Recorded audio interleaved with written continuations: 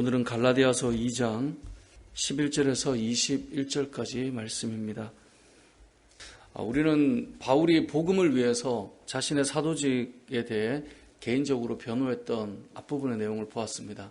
그리고 개인적으로 자신의 사도직을 변호하는 것뿐만 아니라 더 나아가서 교회도 자신이 전한 복음이 바른 복음임을 확정해 주었다라고 하는 것을 어제 말씀을 통해서 보았죠. 그 이유는 본인이 잘하고 있다, 이제 이걸 말하기보다 다른 복음이 교회 안으로 들어올 때 복음을 전했던 사도가 과연 사도로서 자격이 되느냐, 이제 이 부분을 흔들고 복음을 흔들어 놓았기 때문에 개인의 사도직을 변호해야 했고, 당시 초대교회의 예루살렘 공교회가 또 당시의 사도들이 베드로와 야고보와 요한 같은 이들이 바울의 복음을 확증해 주었고 친교에 악수를 했고, 이런 내용을 어제까지 보았습니다. 이제 그쯤 되면 바울이 전한 복음은 우리가 들을 수 있는 진리의 복음이다라고 생각할 수 있는데, 오늘 본문에 보면 바울이 조금 더 나가는 이야기를 하게 됩니다. 더 나아가서 11절의 말씀에 보니까 이 게바가 안디옥에 이르렀을 때, 이 게바는 베드로죠. 베드로가 안디옥 교회에 이르렀을 때 책망받을 일이 있길래 내가 그를 대면해서 책망했다라고 바울이 이야기합니다.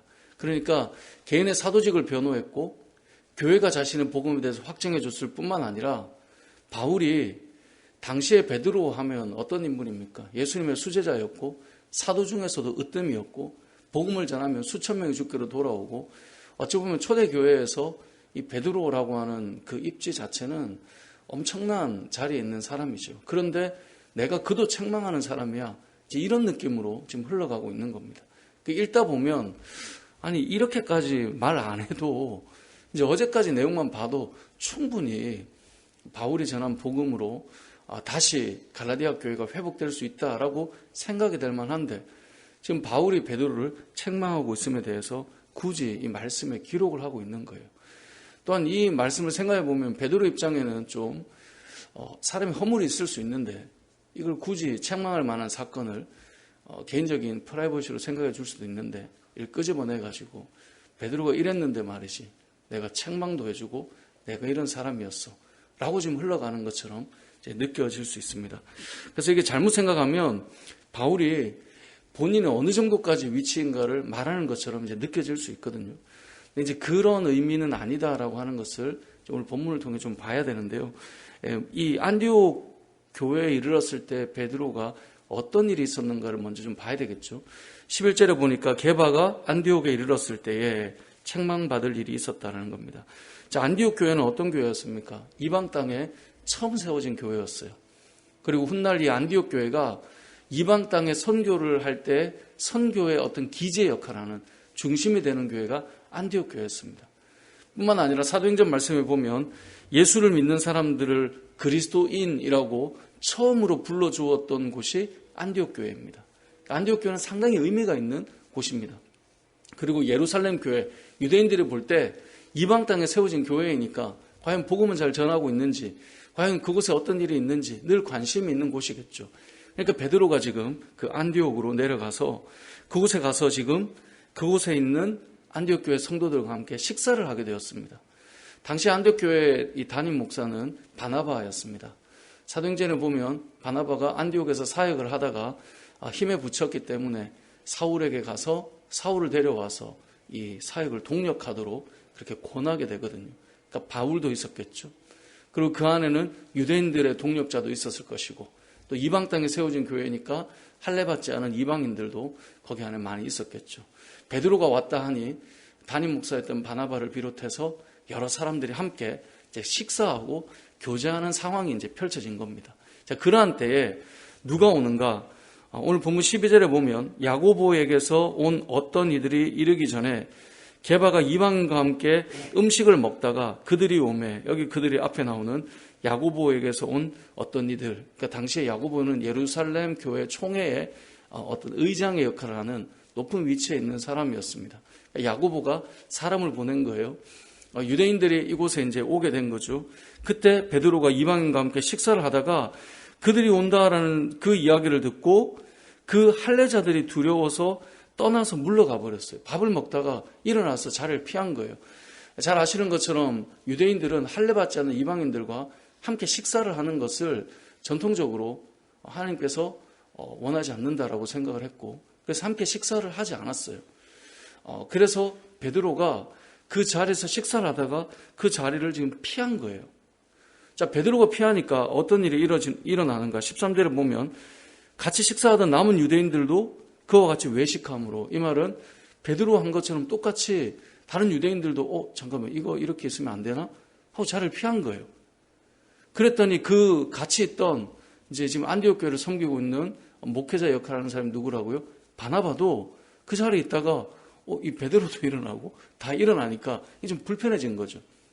바나바도 일어난 거예요. 그래서 13절에 보면 남은 유대인들도 그와 같이 외식함으로 바나바도 그들의 외식에 유혹되었다라고 말해요. 일어나서 자리를 다 피해버린 것이죠. 어떻게 보면 이 베드로 같은 경우에는 이 할례 받지 않은 사람들과 식사하는 것에 대해서 이렇고 저렇고 말이 나오면 그 자체가 불편했을 수도 있습니다.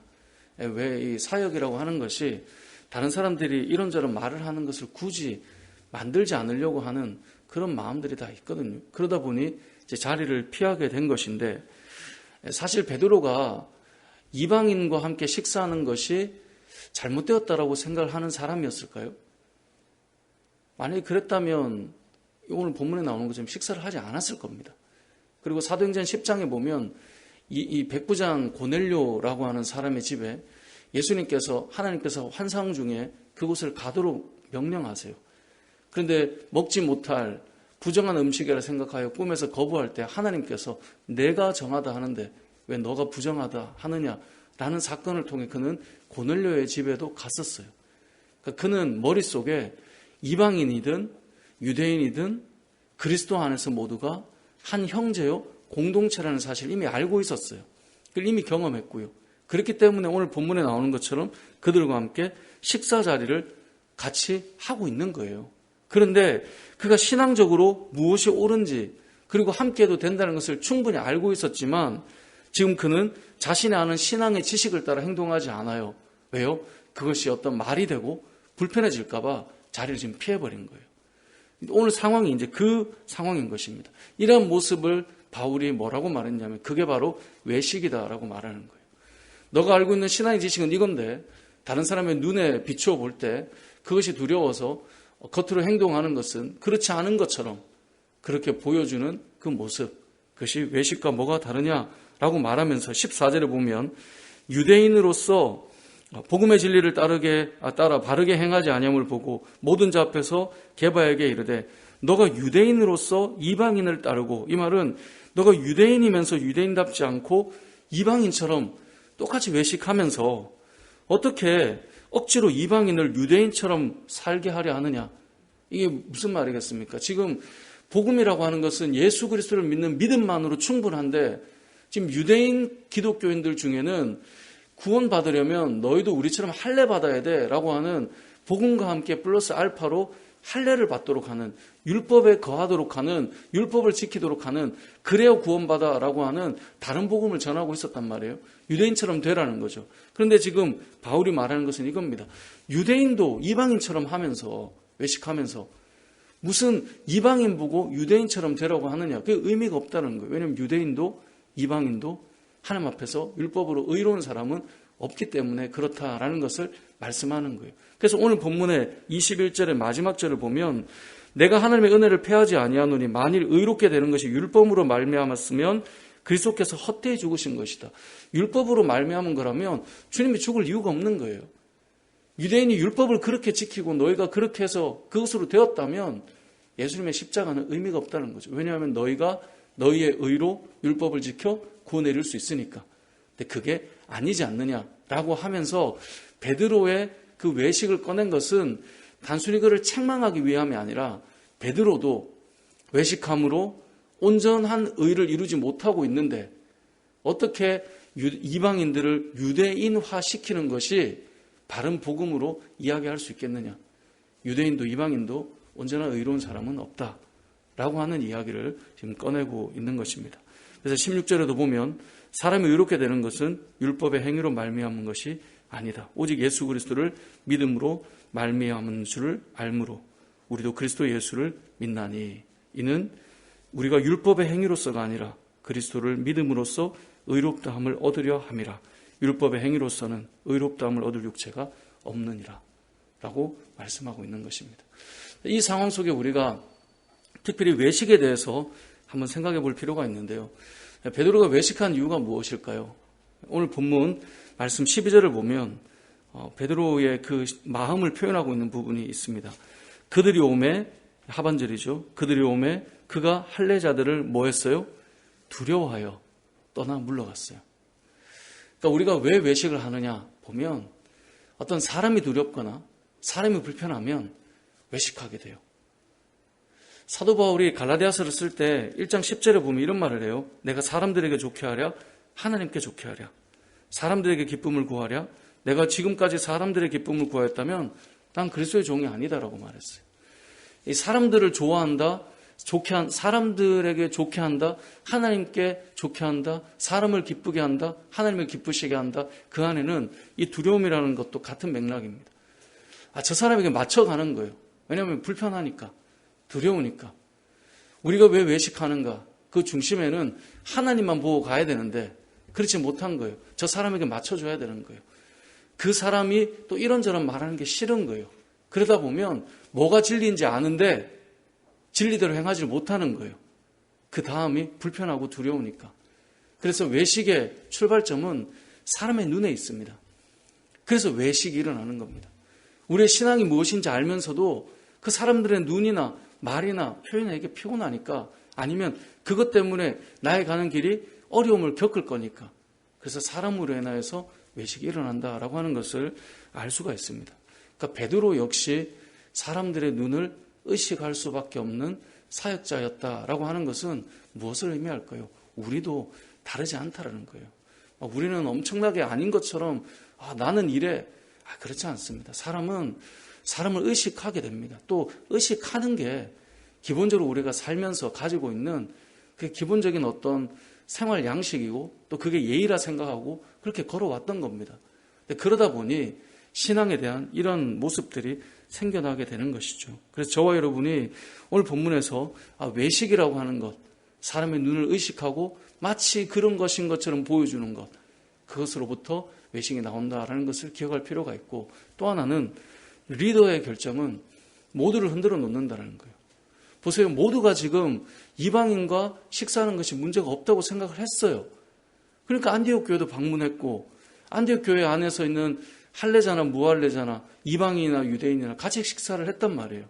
베드로도 있었고 바나바도 있었고 바울도 있었고 그 안에 많은 공동체 식구들이 있었어요. 그리스도 안에서 유대인과 이방인의 하나임을 서로 인정하면서 식사의 교제를 했었단 말입니다.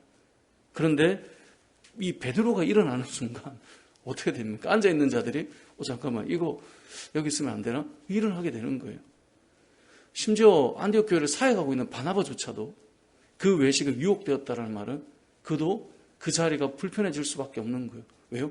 베드로 같은 사람이 일어났는데 거기 앉아있기가 불편한 거죠. 그러니까 사실 바울처럼 강단이 되고 좀 뭔가 외골수 같은 기질이 있어야 그걸 보고 불러다가 책망도 하고 이렇게 하지, 우리가 웬만하면 누군가 일어서서 움직이면 움직이게 되는 거죠.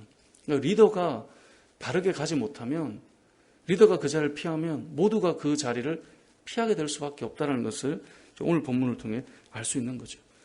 그럼에도 베드로가 훌륭하고 대단한 것은 무엇일까요? 여러분, 요즘 이 시대는 스승이라고 제자에게 책망할 수 있는 시대가 아닙니다.